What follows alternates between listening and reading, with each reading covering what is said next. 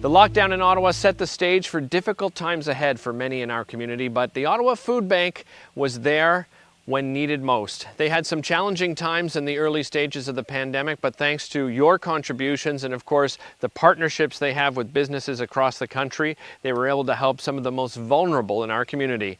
I visited the Ottawa Food Bank to find out how. Here at the Ottawa Food Bank, we work in partnership with 112 amazing food programs across the city. These food programs are everything from community food banks to the big downtown shelters, after-school programs. And through those programs, we reach 39,000 people every single month. We would have approximately 30 people on staff in the building, not including volunteers. The majority of those people are our operations team working here in the warehouse. But now during COVID, during the pandemic, that number is much less. So it's really just staff that have to be here to keep the operations going. It was an interesting day when we discovered that the pandemic was reaching Ottawa. Immediately, we did all we could to get our member agencies as well as Ottawa Public Health on the phone together to figure out how we can possibly continue food banking in a time when you're supposed to stay home and you're not really supposed to interact with other people. Approximately 3,000 generous people donate their time to us every single year, and we need them. So we had to really be quick on our feet to figure out how to keep our operations going. And we're so grateful for Ottawa Public Health for helping us figure that out. And we're grateful for the member agencies across the city who adapted their own processes to ensure that their neighbors wouldn't go hungry. We saw a lot fewer people donating food pretty much immediately. We're fortunate that the Ottawa community is so generous and really kind and giving, and they are aware of the Ottawa Food Bank and what we do in partnership with our member agencies. And so people were still giving money to us. But food donations basically took a dive to nothing.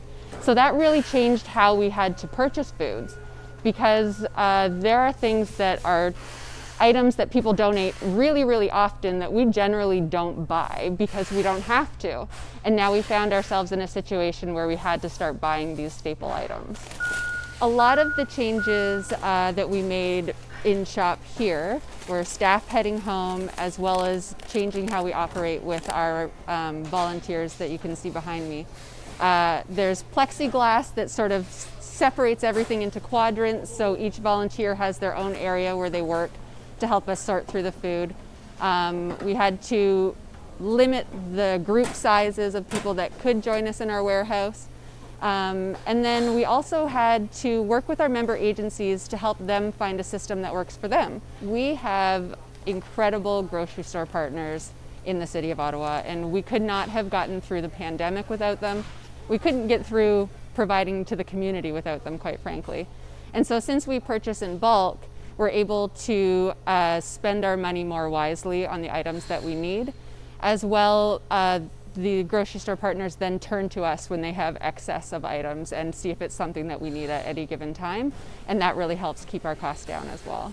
At 1317 Michael Street, which is our headquartered operation, this is really the hub of where everything happens, where we gather and then distribute food for the 112 programs across the city.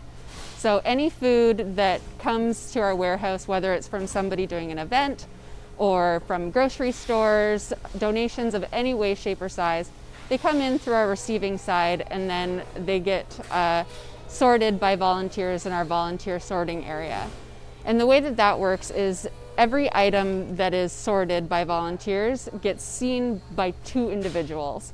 So these people are looking for the quality of the item to ensure that it's okay, and then they're also looking at the best before and or expiry dates to ensure that it's still safe to distribute.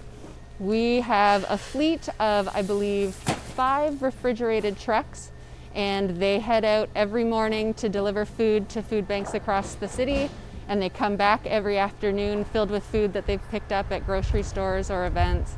And they're very efficient on the road to ensure that we distribute and receive all the food that we need to keep this operation going. As of late, we've done a couple of grant programs to our community food banks. One of them was to purchase a refrigerator or a freezer so they too can distribute meats and dairies and fresh fruits and vegetables.